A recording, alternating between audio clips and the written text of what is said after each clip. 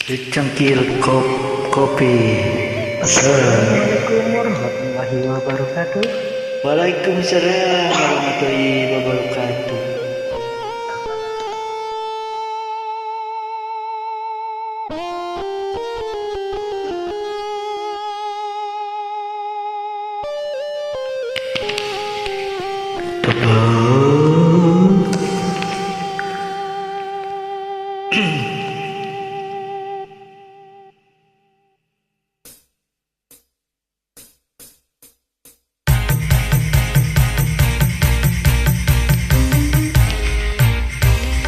Bagaimana aku kan betah di rumah, setiap pulang kerja engkau tiada.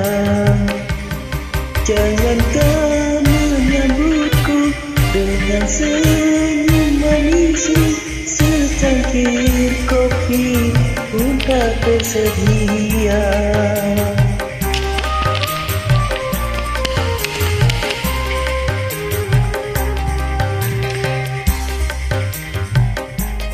Suami yang mana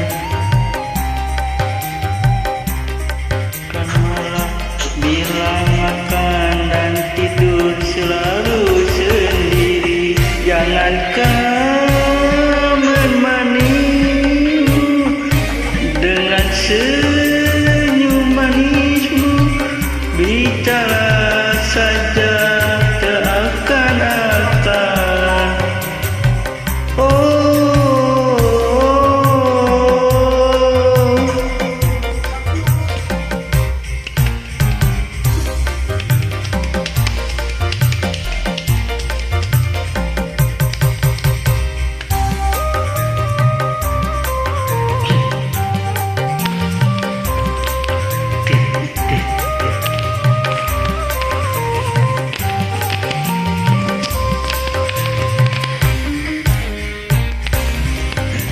Pulang malam karena tak tahan mencari hiburan di luar rumah.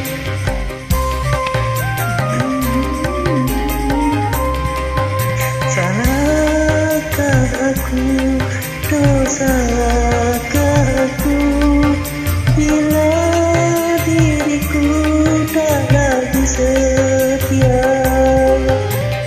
Semua ku lakukan untuk pelarian, agar engkau sadar istriku sayang.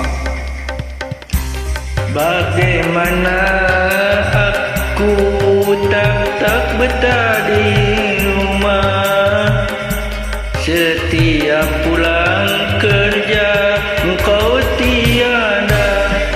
Jangankan menyambutku dengan senyum manismu, secangkir kopi tak sedia.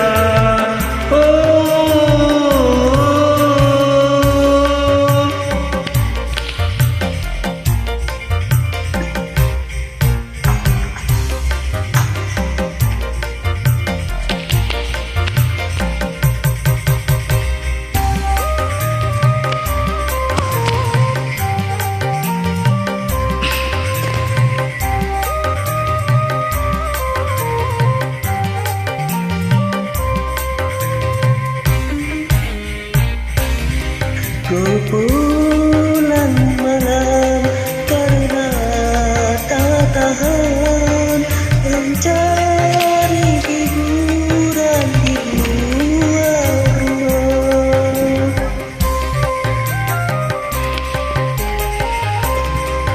Salahkah aku, dosakah aku bila diriku tak lagi setia? Semua ku lakukan untuk pelarian, agar engkau sadar Istriku yang sayang, bagaimana